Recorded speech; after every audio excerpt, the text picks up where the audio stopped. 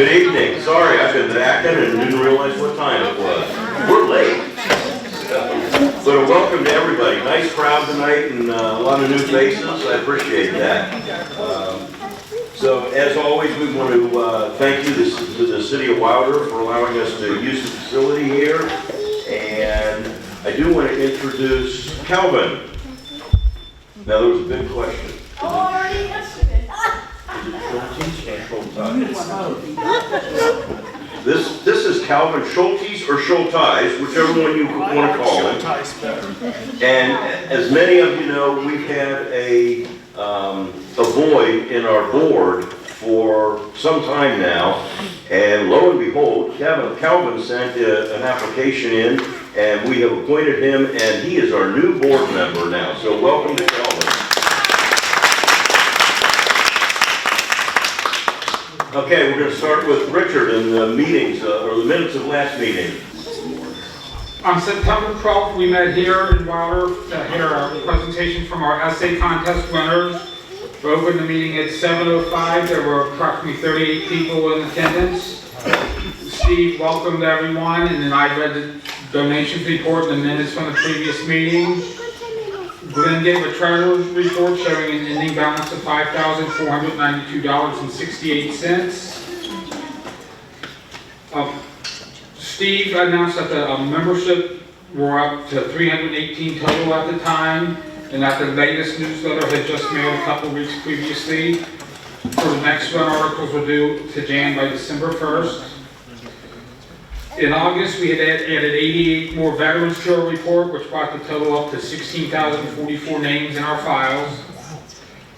Steve mentioned the auction of Bobby Mackey memorabilia. The society bought a couple of items, a t-shirt and a sign for our collection.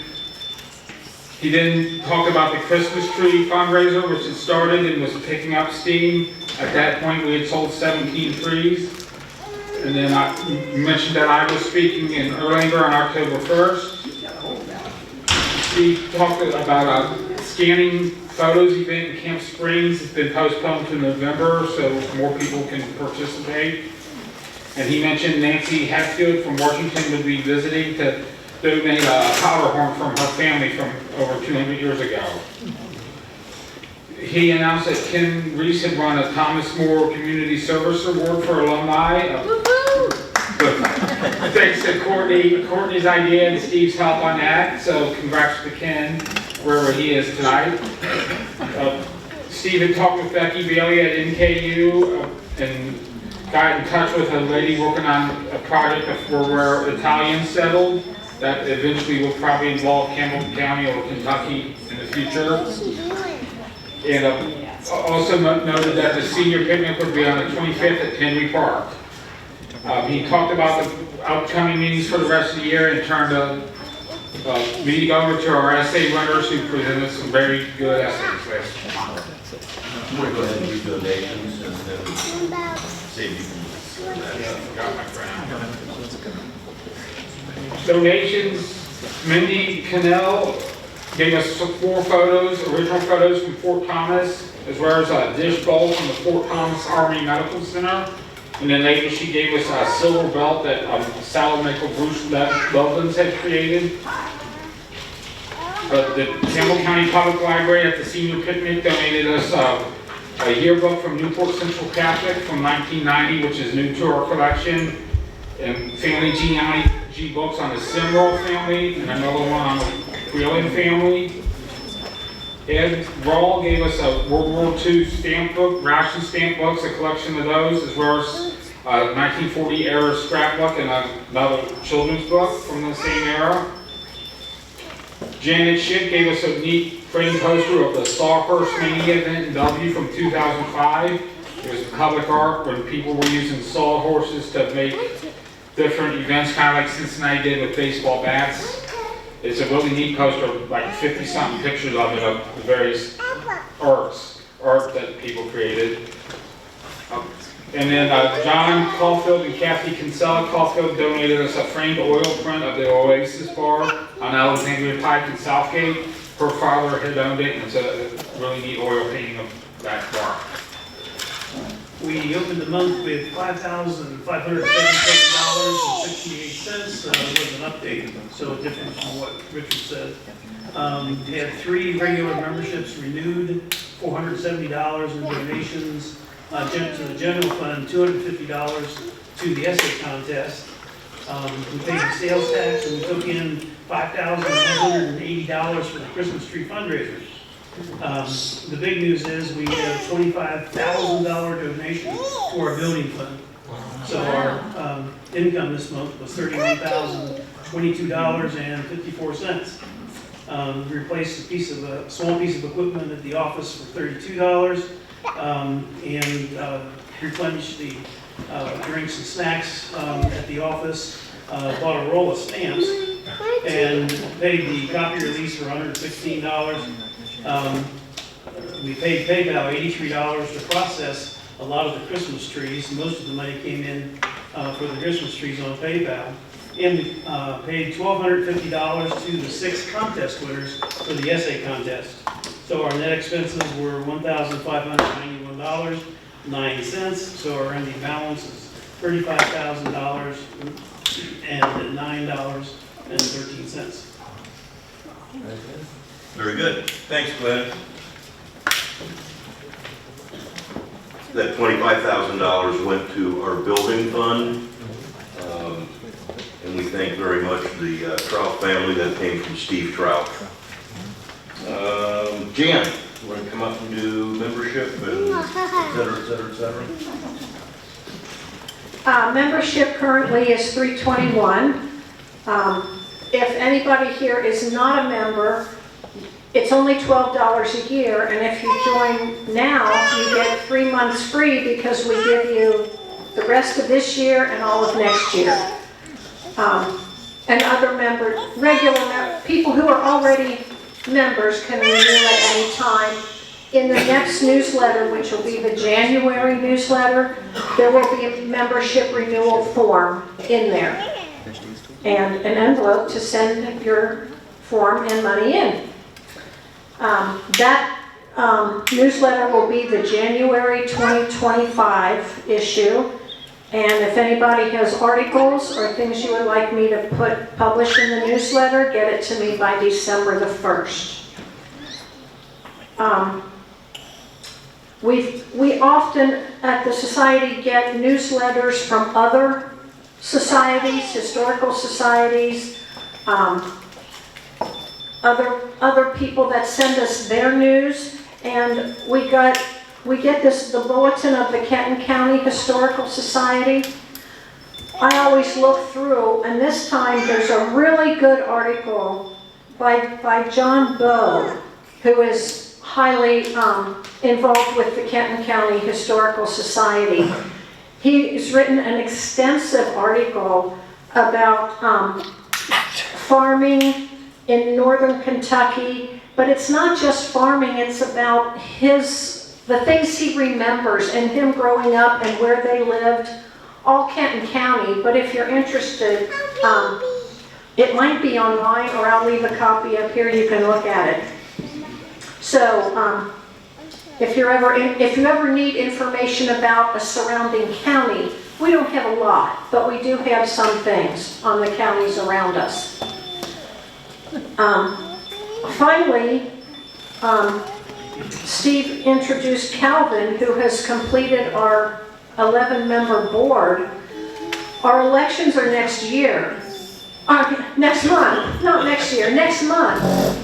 And we usually don't make a big deal about it because the officers have to be re-elected every year, and so do 3 of our board members who are re-elected on a 3-year rotating basis.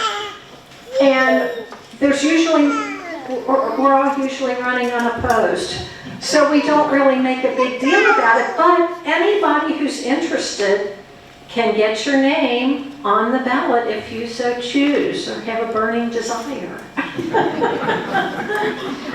We're very happy that Calvin has joined us. That fills us out.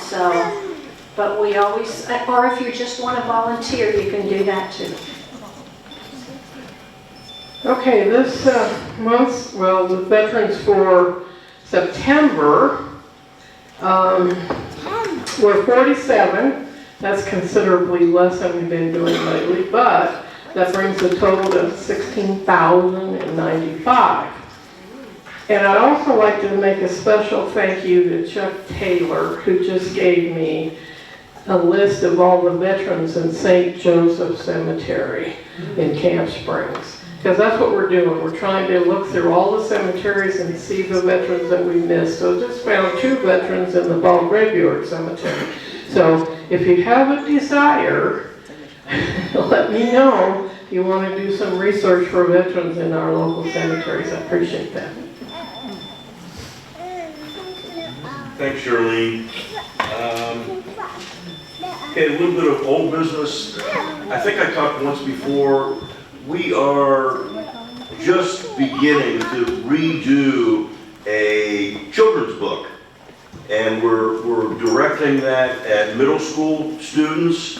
There was a book done 30, 40 years ago called Discover Newport. The man who did it has passed away, but it was really neat, but it was just about Newport. And it had games in there and word searches and all sorts of things, but it taught them about the history of Newport. So we discussed that because there's only a few copies of that left, and we thought if we could do something for the entire county and get it out there to bring more students in for our essay contest, that would be a good thing. So Russ Thomas, who's not here tonight, and Jan and Charlene have kind of been working through that. And if anybody else has an interest in being involved with a student, with a junior level, middle school level book, let us know. And I don't think it doesn't take that much to do it. Russ, I think, is going to put it all together. But Jan's done a couple, Charlene's going to do a couple. And if anybody else is interested in helping with that, let us know. And more than happy to add you to the list. We talked before about the crazy quilt that we got. We finally started on the conservation project on it. We had 4 ladies up there who were just stitching away. You didn't tell me. I had to leave the room. It was filled with women, and they were, just needling away and talking and talking and talking, and I said, I have to leave for a few minutes. But they were there on the 4th, and they will come back and start again on the 18th with the second set. They're putting a product called crepeline over top of the silk crepeline, over top of the silk pieces that are, I'm learning all these new words, that were shattered to protect them so that they, even if they continue to deteriorate, it will all be confined. Once they finish putting all that on, and we protect the face side of it, then they'll come back and they'll put a backing on it, and then unfortunately we will just be able to store the quilt, because the woman that we brought in who does the quilt conservation said the only way to exhibit this is on a slant board or flat. And it's like, what is it, 8 feet by 8 feet or 7 feet by 7 feet? We don't have that much room to show it. So for right now, it's just going to be stored. But it's actually an incredible piece. It has political ribbons on there from some of the GAR encampments and from Benjamin Harrison's presidential campaign. So it goes back quite a ways. Have you taken pictures of it and posted them? Did we post those, Richard? We didn't post them. I don't think we posted them yet. They will be in the newsletter. Yeah. The ladies who came are from the Mary Ingalls Daughters of the American Revolution chapter. And I asked at one of our meetings, one of those meetings, which I'm a member of also, because we needed people to do this, to volunteer. And I didn't think I'd get anybody. But right away, 4 or 5 ladies wanted to do it. So it's kind of a nice joint project between our Campbell County DAR group and our society. you have all those pictures, can you post those on Facebook? Yeah, I'll Okay. get them out in the next week or so. We'll get those posted, and like Jan said, they'll be in the next newsletter too. But it's really a neat piece, and it's followed through the family for many, many years. We figured the date on this was, the ribbons go back further, but we figured it was probably quilted or, put together in the mid-teens, maybe, mid-19s, 19-teens. So it's well over 100 years old already. And so we just want to conserve it and make sure nothing further happens with it. So this year, we did another site down here in Wilder, so we'll have 30 trees down here in Wilder. And then when we get everybody paid up in Alexandria, we'll have 63 for a total of 93 trees this year.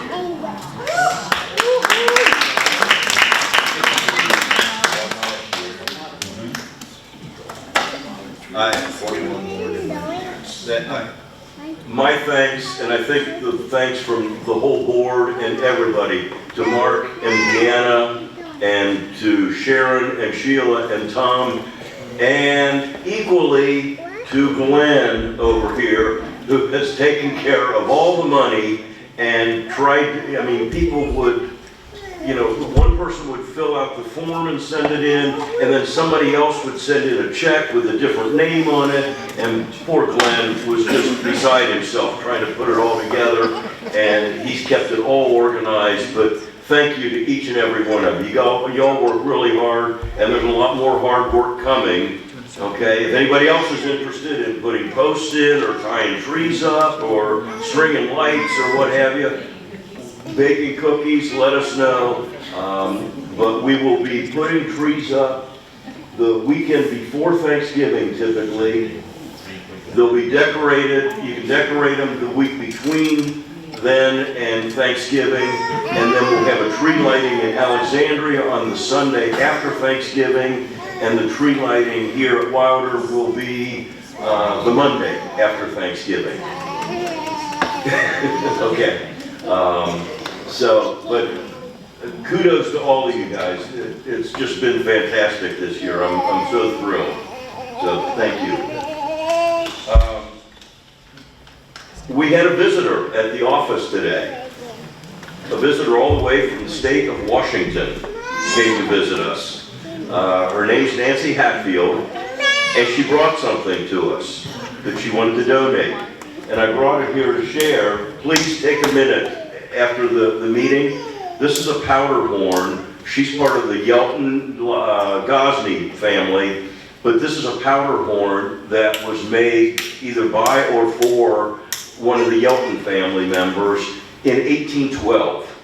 And it has stayed in their family all the way through, but at this point, none of the kids wanted it, and they were afraid something was going to happen to it, and they donated it to us. So it came into our office today, but please come take a look at it. It's pretty spectacular.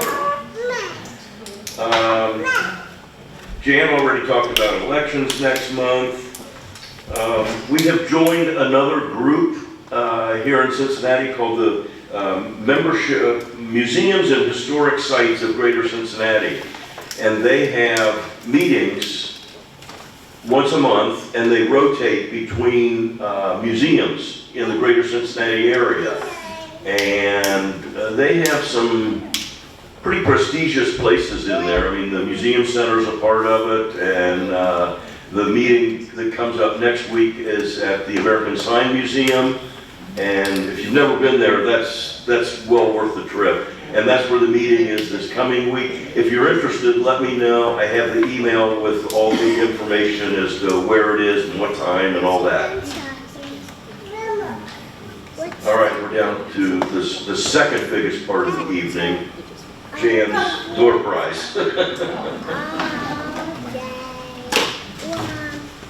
Tonight's winner gets a copy of the Newport Barracks book that we sell from our office. And it's got a really nice story of the barracks and a good index in the back of all the names that are included in here. There you go. Here, read it. 935597.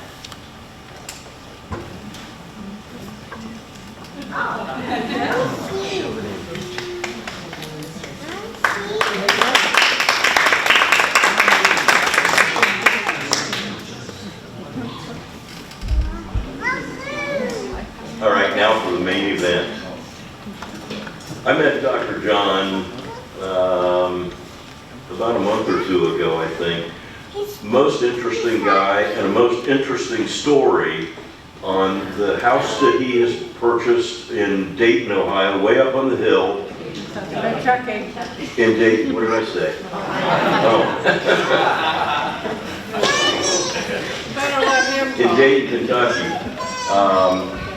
And all the work that he has done to, that he is doing right now to restore it completely. But also as interesting is the story of the man that built the house back prior to the Civil War, and he built the first dental hospital in this area. There was one, I think, prior to this on the East Coast when he built the dental hospital here, or the dental school. This was a time when dentistry was, you know, I don't know, you went to the barber and got dentistry taken care of. You know, Grandpa took you out back and tied a string around it and pulled your teeth. But so anyway, with that, I'm going to introduce Dr. John Wirick to you. Doing okay? Yeah. I'm Dr. John, and if you have a question, just raise your hand and yell Dr. John. I can answer it, or I can field questions at the end too, it's not a problem. The house is the Dr. James Taylor house. It was also called Terrace Gardens originally, and the actual house is called Belmont Place. I bought it probably 8 years ago because I wanted someplace near the studio that I was building in Dayton, Kentucky, and I wanted to buy an older historical house, and this kind of fit the bill. Unfortunately, it's quite a large house. So I'm trying to fill it with animals and people and so, we got some pictures here. That's the house right there. It's up on the top of the hill in Dayton, Kentucky. It has a sweeping view of the entire Ohio Valley from Lunkin Airport all the way down past downtown. So it is a pretty impressive vantage point, which later we'll find out why. And at the time it was built, Dayton was two towns called Jamestown and Brooklyn, both very small towns. Bellevue was not even there.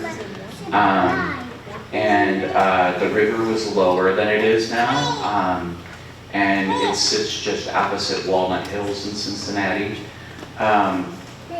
In the next picture. It's a Second Empire style house, and maybe one of the earliest examples of Second Empire in a house. There were a number of Second Empire buildings that were post offices or train stations prior to when the house was built in 1860. I only found one other example of a Second Empire house that was built in New York City in 1858.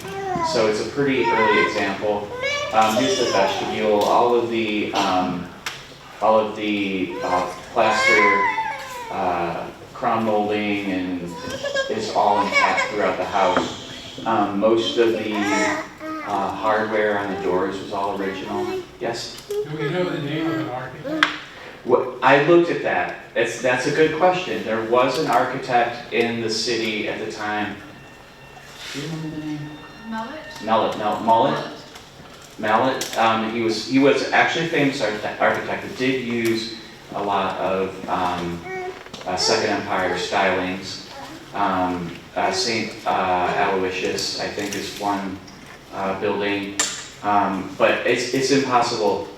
Because of the name James Taylor in Campbell County, it's really hard to find any information that is related to Dr. James Taylor as opposed to the 6 James Taylors that came after General James Taylor. So here's an older picture I found. I think this is probably from the 1950s. There's when just after the houses were built and developed around the main house on the hill. And there's not a lot of changes in the house since then. This is probably from the 1970s. I have a lot of pictures, a lot of families lived in this house. Yes? Actually, I think I grew up right down the street from this house. Was it the Lovelace family? Yeah, the Lovelace family, yeah, I'm friends with them now too. And Okay. there's a lot of families that are, have some sort of association with the house, and they all come back, and I let them walk through, and they tell me about the family members that lived here and there. And when I had scarlet fever, my uncle would leave some pie on the window for me in the library, and, you know, like, so these families bring me a lot of pictures of their and I've included some here, older pictures, maybe from the 1940s. So this is from 1881, and they used to send out postcards for to advertise houses. This one was sent to somebody who lived over in Walnut Hills, and it describes, you know, the house and the outhouses, outbuildings that were around it. Just down the street from this house is Joseph Taylor's house, which was James Taylor's brother. He was also a dental surgeon, and they both lived on the top of this hill. And they were both farm boys, so they loved to grow. Trees, and they had an orchard, and they also loved to grow flowers, and they grew lots of flowers on the hill. And the actual house is called Belmont Place. And the two houses, interesting enough, were not connected to each other above ground. There was a tunnel that connected the two houses together underground for about 100 yards. And there was woods and trees, and they had two separate driveways coming up. One came up one side of the hill, and one came up the other side of the hill. They're completely separated from each other. I have a theory as to why that happened later. I'll tell you about that. So it was built by Dr. James Taylor. He was both a dental surgeon and an MD in 1860. The main house is actually called Belmont Place. I'm not sure if there's a name for Joseph Taylor's house, but it is an equally impressive house, about 100 yards away. Like I said, early example of Second Empire architecture, and it has been recently listed on the Historic Registry. This is a picture of the Great Hall. Now that mirror down in the left corner there, or the right corner there, is an original mirror to the house. It's about 12 feet tall. And the house down the street, the Joseph Taylor house, has the same mirror, and that's how I know it's original. Which is pretty amazing, because that was probably floated up the river. Cincinnati was, at that time, one of the westernmost cities in the United States, and that was probably floated up or down the river, who knows. That's not an original chandelier, but it is a Second Empire style chandelier out of a restaurant on the west side of Cincinnati.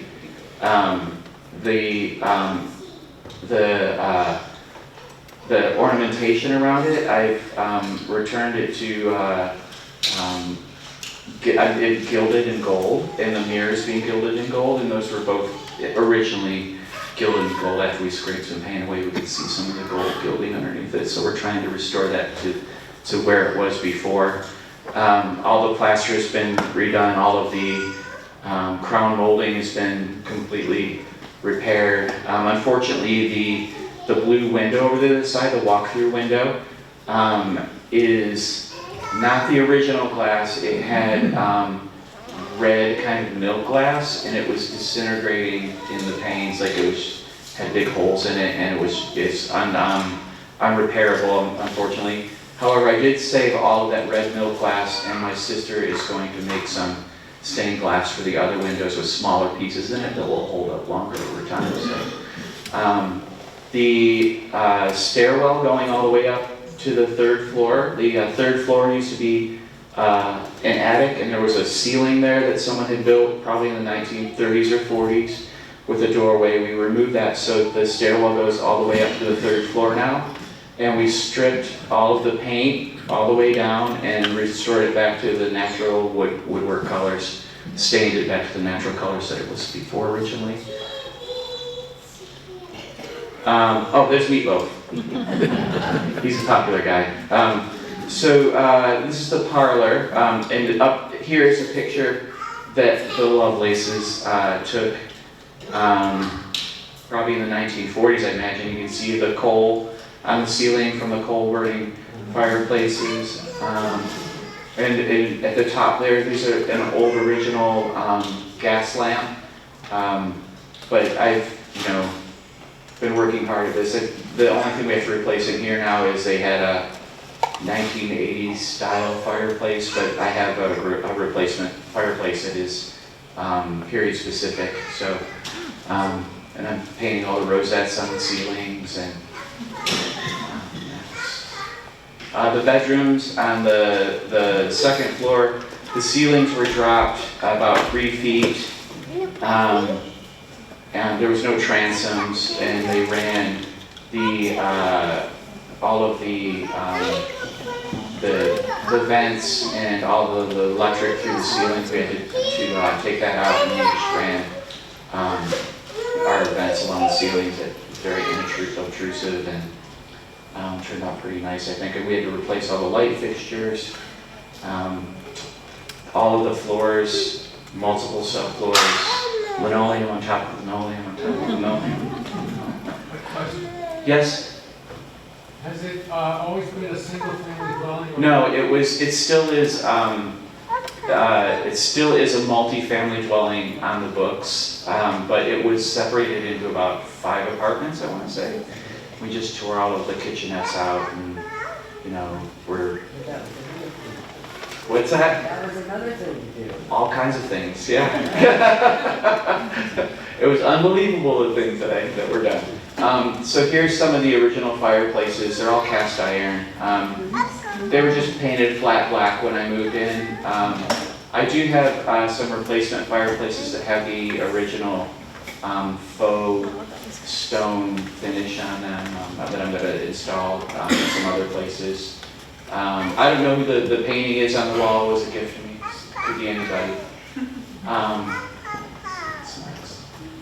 This is the dining room. It's currently being rehabbed. We took all the knob and tube out, and we're replacing the electric in it right now. Redoing all the plaster. We had all the crown molding done all the way around. And we sanded and repainted. I decided I'm not going to strip any more woodwork the rest of my life. So much. And the windows throughout the house are all original as well. They've never been replaced, and we're rebuilding all the windows.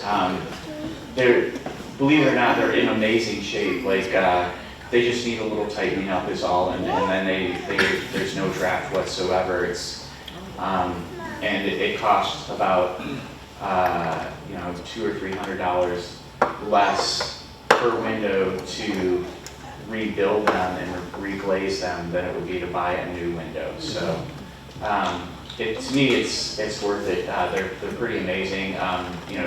The weights are all and pulleys are all operational. It's all the hardware, all the doorknobs, all the mechanisms in the doorknobs for the locks. Everything's original. There's even when you look on the locks and the doorknobs and the backs of the hinges, they all have the name of Eagle Ironworks from Cincinnati, and they're all dated 1856. It's pretty cool that you can pull a doorknob off and tell where it was made. It's like 100 and something, 160 years ago. This is James Taylor. Now, he is quite a character. He was a bit of an iconoclast in his day. He was born in Cedar Grove on a farm, Cedar Grove Farm on Paint Creek in Bainbridge. That's important to remember that he was born on Paint Creek. He was trained in dentistry by John Chapin, and his best friend also trained under John Chapin, is John Chapin's son, who went on to found the world's first dental surgery school in Baltimore. And Chapin asked Taylor to come be the first dean, but instead Taylor wanted to build his own dental school in Cincinnati. He thought that the West needed a dental school. He studied medicine he left Bainbridge, Ohio, which is in Ross County, and he left there in 1830 and studied medicine at Transylvania University and received his MD in 1832, so it only took him 2 years to get a medicine degree, which sounds pretty amazing to me, to be honest. That's to learn that. Yeah. There's no physician's desk reference. So he did that, moved back to Ross County, practiced medicine and dentistry all around Ross County in random cities, and ended up moving to Crawfordsville, Indiana, which is also another important name, in 1839 for 2 years, and he ran a dry goods store there. Subsequently moved to Cincinnati and set up his first dental practice in Cincinnati in 1840. Within 5 years, he had founded the Ohio College of Dental Surgery in 1845, which was the second dental surgery school in the world. And when I say dental surgery school, it was pretty revolutionary at the time. James Taylor incorporated, because John Chapin was an MD and he was a dentist as well when he was training him, so he incorporated all the systems he learned from going to medical school and transferred it into what that should be for dentistry. So he was the first person to use scientific method and empirical approaches to like help dentistry evolve, which at the time was like, dental surgery was a guy that just hung his name on a wall and pulled your teeth out with pliers, I mean, it was, he had taught courses on anatomy and pharmacology and, physiology, and so it was, he kind of like codified the ideas that you need to teach dentistry. Wrote a lot of books, wrote a lot of articles, developed a lot of techniques that were used. He also was an elder at the Second Presbyterian Church, which is also an important name, the Second Presbyterian Church. And he was a dean or trustee of the Lane Seminary from 1860 to 1881. Also an important part of the story. Here's 2 pictures of the Ohio College of Dental Surgery.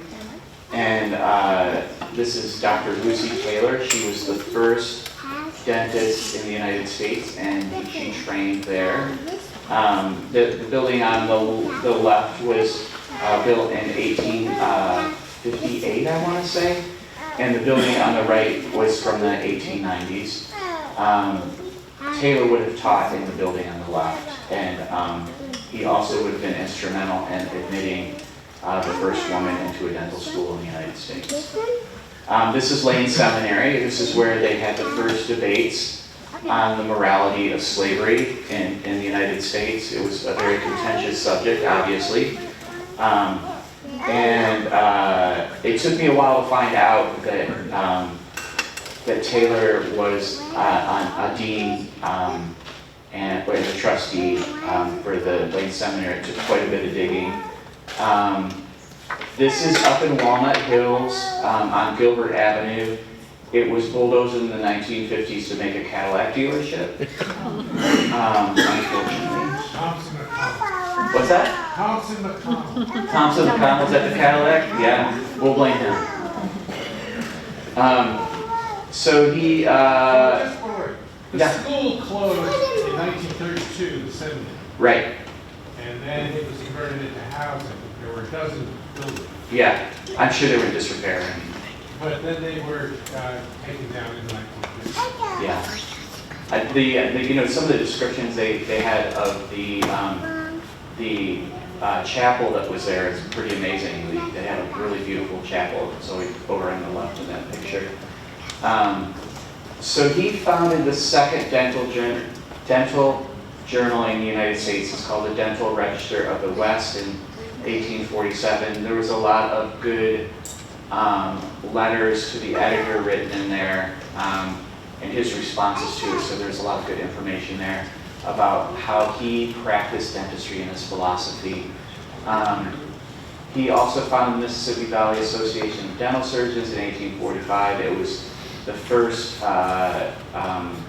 dental professional organization in the United States, preceding the American Dental Association, which he was actually the first president of in the late 1850s.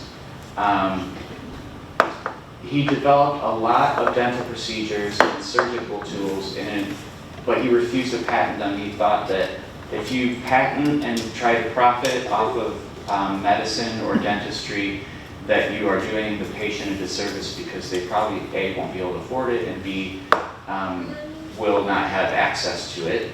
And so there was a lot of back and forth in the Dental Register of the West that between he and other dentists who were on the side of patenting and making a lot of money off of their patents. So he was a bit of a philanthropist. He had a free clinic of sorts. It looks like there's no philanthropists allowed in the clinic. Philanthropist, free clinic, not a philanthropist, free clinic. So for dentistry, so he was, there was a lot of advertisements in magazines and articles that I found for the clinic. You only basically had to pay for the fillings. He also was a bit of a lightning rod in what was called the Amalgam Wars, which is like probably pretty dramatic description of what was really going on. But everybody was arguing at the time that the fillings in the teeth that had lead in them were poisonous. And he came down and said that we don't have enough empirical data to prove that. We can't just say that without knowing it for real. And he actually came out being right on the subject, but there was a lot of really nasty things that it was kind of fun to read, like salacious sort of things. He trained the first women dentist and the first African American dentist who was truly from Africa. He was like, in the 1860s, he was accepted into the school. He was a rumored conductor on the Underground Railroad, and that's why I mentioned all of the places that earlier, because it's kind of a lot of circumstantial evidence. The Underground Railroad, by nature, they didn't really put a sign out in front saying that they were, so and nobody wanted to talk about it, especially somebody in a high position of society would not want that to be brought to anybody's attention. The evidence when I first moved in was anecdotal, like the Lovelaces and people who have lived there over the years. I met Merle and Elmer Perry. They were 80-something-year-old twins, and they grew up there in the 1930s. And they, told me the stories about all the tunnel, and there's a secret room on the 3rd floor, and like those stories have been passed down over generations in Dayton. Dayton's a very, there's, people who live in Dayton for generations and generations. So I heard a lot of stories about the house, people stopping by and telling me the stories. The tunnel in the basement was where the cellar entrance is. It used to be wood, and it would be lifted up, and you could go down into the tunnel, down to the brother's house, 100 yards away. I suspect the reason for that is if people were coming up looking for the fugitive slaves at one place, they put them in the tunnel and scoot them to the other house. And the two houses weren't connected in any way. So that's the only reason I could think that there would be a tunnel between the two houses. There's a secret room on the 3rd floor. Also, James Taylor, being at the Second Presbyterian Church, he was a contemporary of Lyman Beecher, Henry Ward Beecher, and a lot of other abolitionists at the time. It was a very important church in the abolition movement, probably the biggest church in the abolition movement. So he started going to this church in 1840. At that time, Lyman Beecher was, founded Lane Seminary and was the pastor at the church. Henry Ward Beecher was one of the great orators of the time. Sorry, I didn't mean to cut you off in the sense. I was It's okay. wondering, where's the brother's house? What's the address on that? I don't know the address, but it's on the same street. It's on the same exact street, Grandview up at the top. No, Fairview, I'm sorry, Fairview. Grandview's in Bellevue. You don't want to say anything about Bellevue here. Is that Ohio? Yeah. So here's the third floor, okay? When I moved in, the third floor was converted in the attic, and then we removed the wood from the stairwell and turned it into a practice space. It was, reclaimed it. All the floors up there are, all the woodwork and the floors and everything are of the same grade as the rest of the house. It's all Heartland pine. So it was a finished room that was being used when the house was built.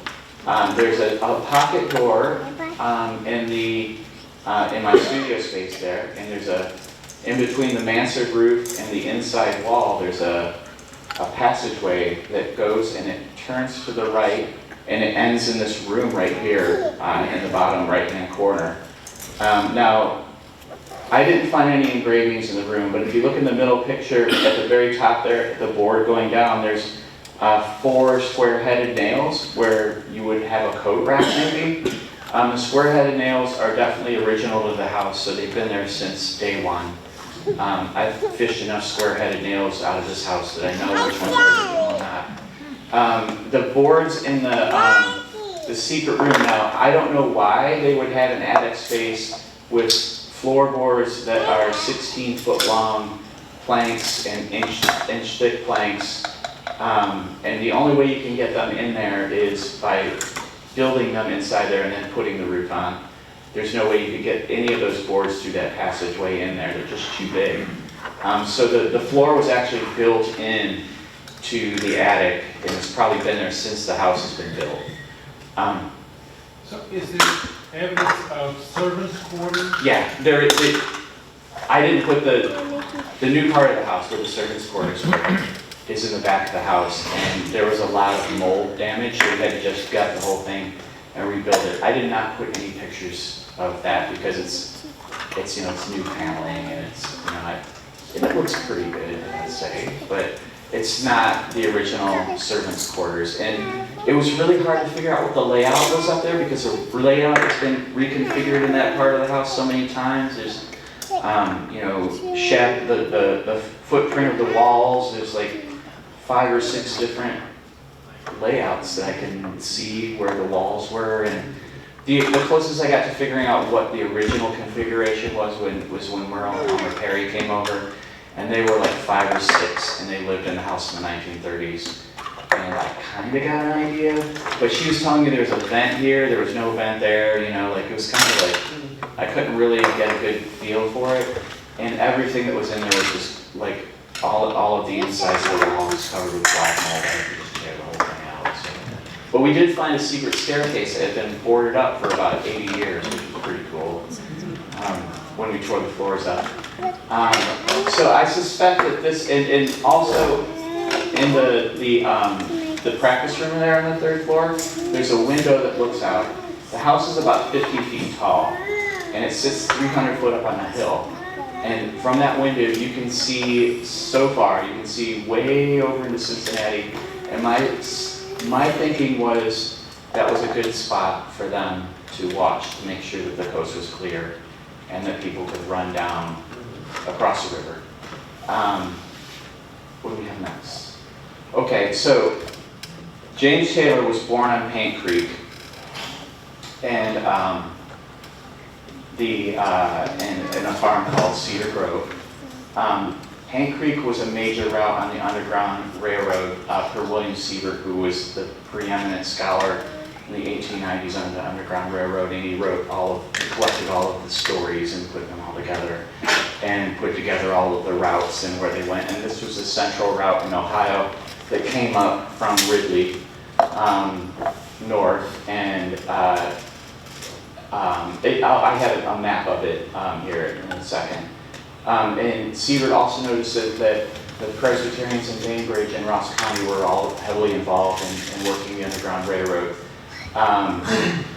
Now, the Underground Railroad started around 1820, which would put James Taylor being a teenager, growing up on the farm.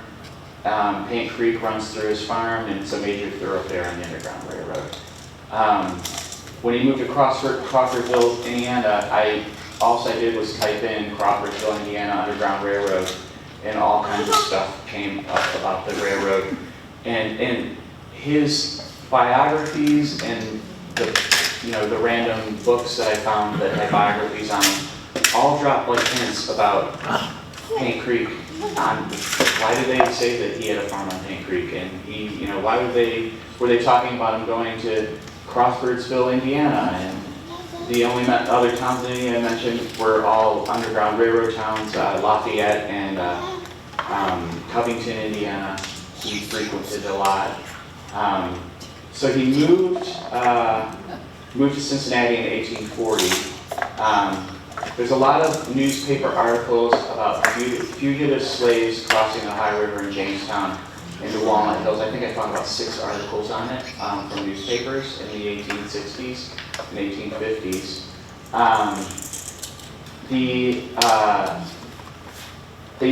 There was even one of what's called a stampede, and it's a group of 20 or more slaves, runaway slaves, that would all rush to get across the river all at the same time because there's less chance that they would get caught. Levi Coffin's farm, do you guys know about Levi Coffin? He's like the main dude in the Underground Railroad. The president of the Underground Railroad. It's actually a really nice painting of his farm at the museum. So his farm is about a mile and a half from the river, and you just go right up the road, and it dead ends into Lane Seminary, and then just beyond that is Levi Coffin's farm, and of course Harry Beecher's Stowe House is like right across the street from where Levi's Coffin's farm was. Now it's I-71, but it's progress. And Lane Seminary obviously is like right there in the area as well. So this is the map of the central portion of the Underground Railroad going through Ohio from Ripley up, and I highlighted up there, that's the part of Paint Creek that went through Bainbridge. Now, Bainbridge has a historical society, and I called up there, and the historical society is actually housed in the old Second Presbyterian Church, but they have no records of the Second Presbyterian Church, and no one had ever heard of Cedar Grove Farm. But I did find some lithographs, 2 lithographs of Cedar Grove Farm, and the one on the left has James Taylor's father's name as being the guy who built the farm. I kind of like it because when you look on the one on the right, you can see how the trees have gotten a little bigger, and it's like, it's pretty cool to see it. So James Taylor left $5,000. At this point, when I was trying to find out about this stuff, it was all like so circumstantial and all word of mouth, and I couldn't quite put anything together, but I couldn't quite put enough information together that I was truly convinced that it was a spot on the Underground Railroad. In James Taylor's, I got his last will, I found his last will, and he left $5,000 to Lane Seminary and $5,000 to Worcester College in 1881. He left the $5,000 to Worcester College in the name of his nephew, Augustus A. Taylor, who was president and founder of Worcester College. I typed Augustus A. Taylor into computer with Underground Railroad, and it pulled up that he had a reported stop on the Underground Railroad called Mohican Manor in Newtonville, Ohio. And there are journals that describe the Taylor House there, and a lot of the features at the Taylor House there are similar to the James Taylor House in Dayton. There's a picture of the house there. The grate in the floor and the foyer is the same exact as the grate in the floor at the house I live in, you know, and there was tunnels and at this house that went to other adjacent houses. You know, there's a lot of circumstantial evidence, but when you put it all together and put the pieces together, it kind of becomes obvious that there was a lot of activity at the house during the 1860s. So, and if you guys want any references that I've used, you know, I'm more than happy to point you in the right direction to the journals and books that I found this stuff in. And also, if you have any questions. How much was $5,000 back then equivalent to? It was about $100,000. Yeah. And is the tunnel still open? No, it's long been gone. The house is put in between, and so they probably, you know, the tunnels has been excavated or covered up, but it's all completely gone. The stairs at my house where it was is now just poured concrete. They did that in the early 80s, I want to say, and then they filled it in with stone and put concrete on top of it. How long have you been in this house? About 8 years now. Yeah. Did all that work in 8 years? Yeah. Oh, you have no idea. It's got a new roof on it and everything. It's got a new roof, new chimneys, all new furnaces, all new electric, like from the ground up. It's. Was he ever married? What's that? Was he ever married? Yeah, 3 times. Oh. He was married 3 times, no children. Lots of nephews, but no children.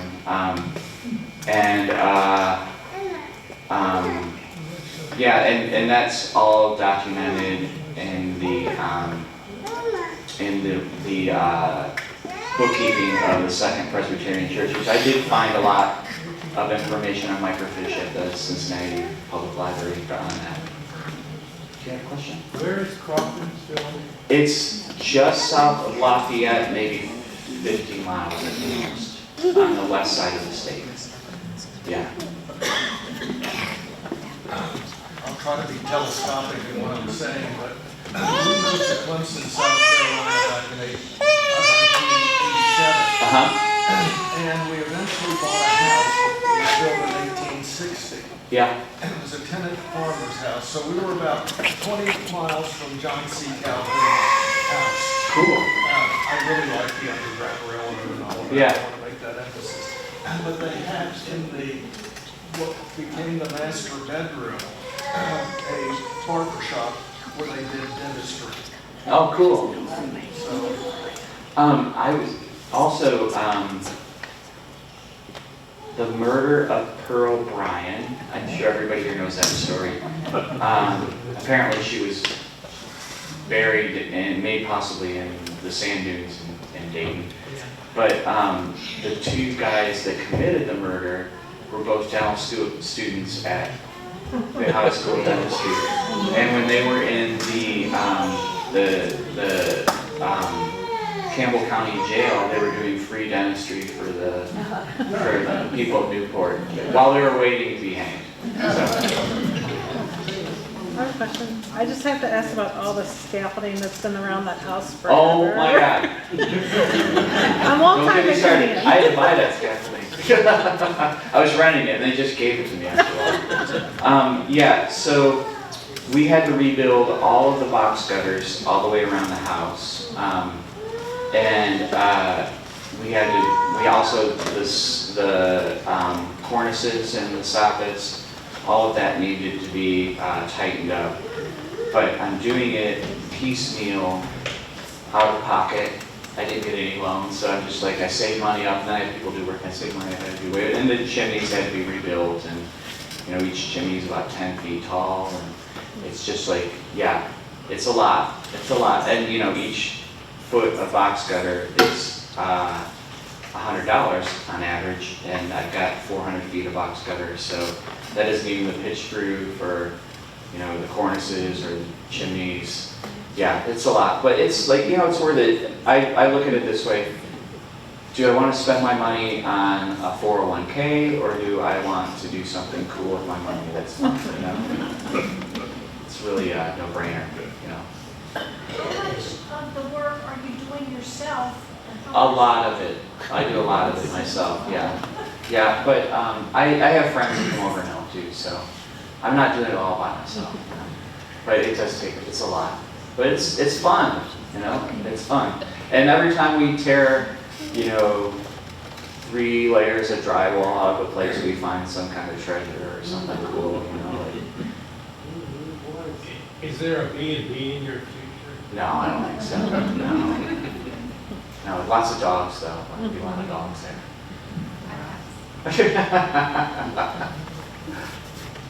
With these old houses, a lot of these old houses that age, have you ever had any supernatural things in the house?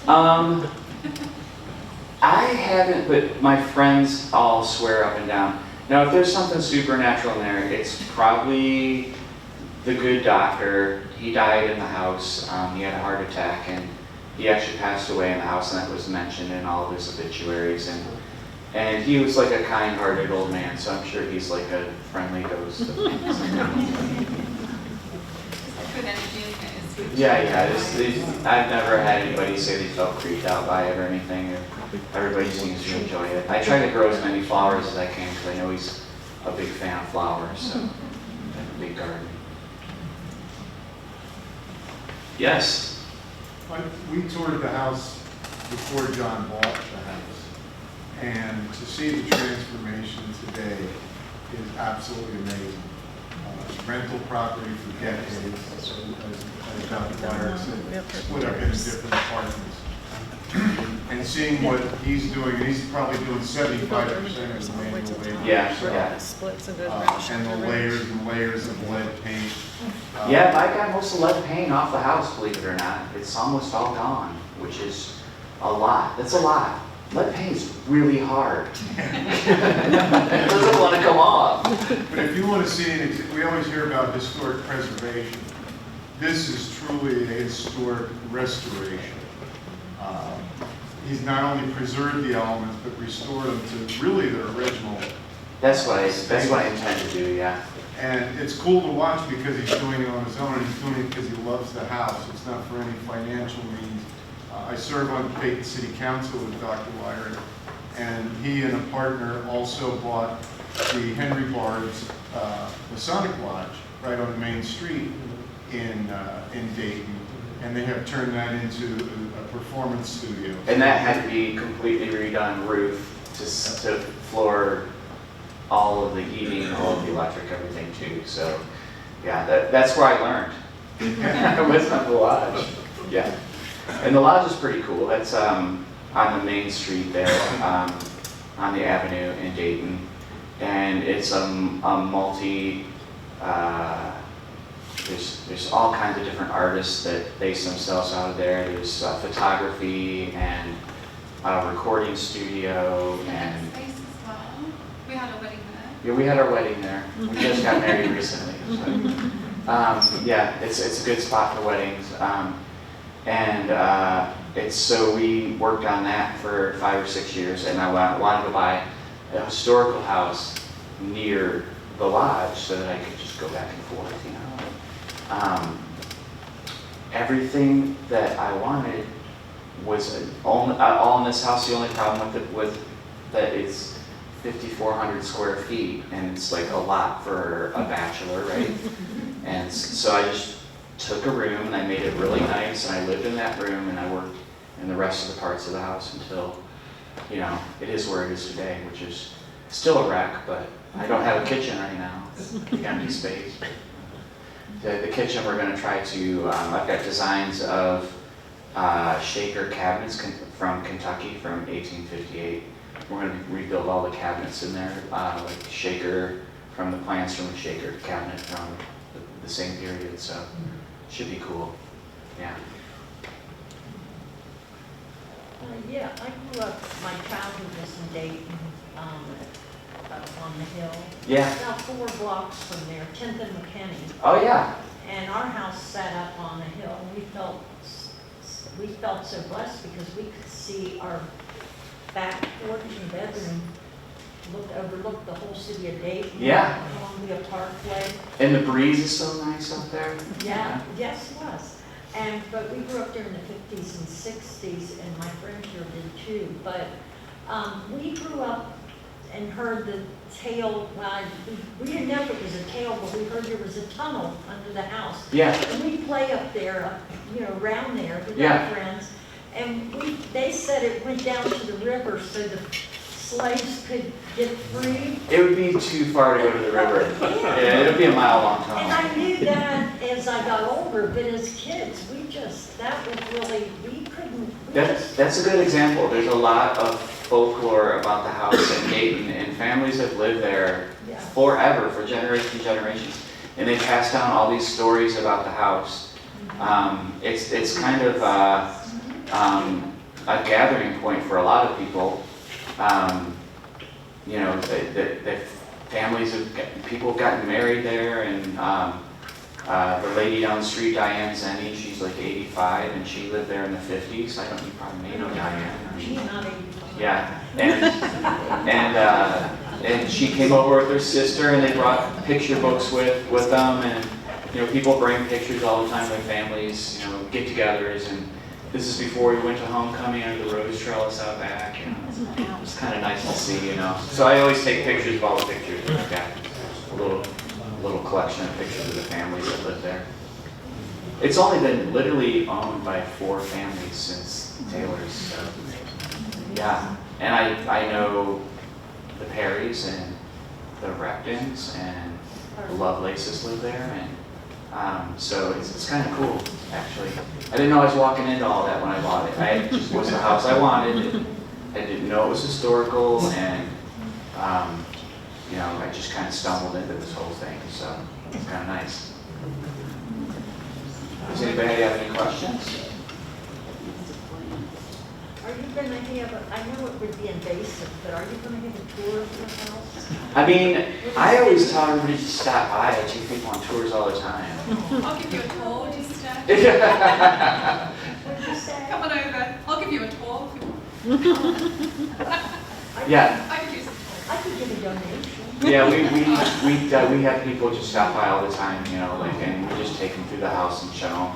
And a lot of them have stories about it. The best is there's a widow walk on the top, and there's a really steep ladder that goes up to it.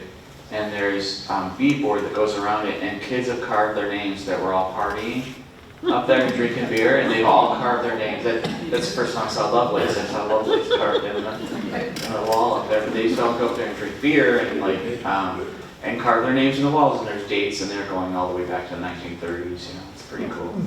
I try to save as much of that kind of stuff as I can. So, okay, thank you. Tom Pendry going to come and talk to us about Ralph Stawley, and you've heard me say over and over, Ralph Stawley is the guy that invented the process for the pop top, which changed so many different industries in the country. And then in December we'll be here for our holiday social. And that's all I have. Anybody else have anything they want to say tonight?